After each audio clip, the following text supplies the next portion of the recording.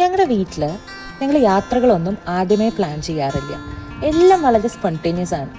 ആഗ്രഹിക്കുന്നു, തീരുമാനിക്കുന്നു, പോകുന്നു. അപ്പോൾ ഇന്നത്തെ ഈ യാത്ര വേറെ എങ്ങോട്ടുമല്ല, ഗുരുവായൂർക്കാണ്. എറണാകുളത്ത് നിന്ന് രാത്രി ഒരു ഗുരുവായൂർ പാസഞ്ചർ ഉണ്ട്. അപ്പോൾ അതിനാണ് കേട്ടോ ഞാൻ കയറിയത്. അച്ഛനും അമ്മയൊക്കെ നേരത്തെ ഗുരുവായൂർ എത്തിയിട്ടുണ്ടായിരുന്നു.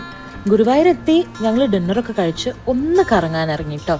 ഗുരുവായൂർ എത്തിക്കഴിഞ്ഞാൽ എത്തിയ അന്ന് രാത്രി ഇങ്ങനെ ഒരു കറക്കം ഞങ്ങൾക്ക് പതിവാണ്. കണ്ടോ, ഷോപ്സൊക്കെ ക്ലോസ് ആയി തുടങ്ങിയിട്ടുണ്ട്. പതിവുകളൊന്നും തെറ്റിക്കാൻ പാടില്ല എന്നാണല്ലോ. നമ്മുടെ മേൽപ്പത്തൂർ ഓഡിറ്റോറിയത്തിൻ്റെ തൊട്ടിപ്പുറത്ത് ഗുരുവായൂരപ്പൻ ഓഡിറ്റോറിയം വന്നത് ഞാൻ ഇപ്പോഴാട്ടോ കാണുന്നത്. അപ്പോഴാണ് ഞാൻ ഈ ക്യൂ ശ്രദ്ധിക്കുന്നത്. പിറ്റേന്ന് രാവിലെ നിർമ്മാല്യം തൊഴാനുള്ള ക്യൂ ആണ് കേട്ടോ.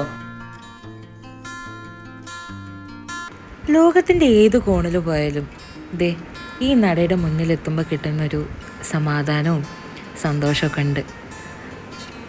അത് നമുക്ക് പറഞ്ഞറിയിക്കാൻ പറ്റില്ല.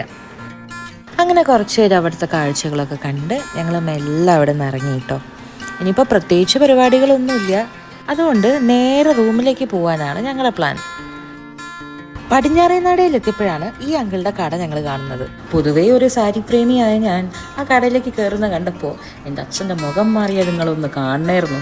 അങ്ങനെ അവിടെ നിന്ന് നല്ലൊരു അടിപൊളി സാരിയൊക്കെ വാങ്ങി ഒരു ജ്യൂസൊക്കെ കുടിച്ച് നേരെ റൂമിലേക്ക് പോകാനാട്ടോ ഞങ്ങളുടെ പ്ലാൻ. രണ്ടാളും എൻ്റെ ടയർഡാന്ന് നോക്കിയേ.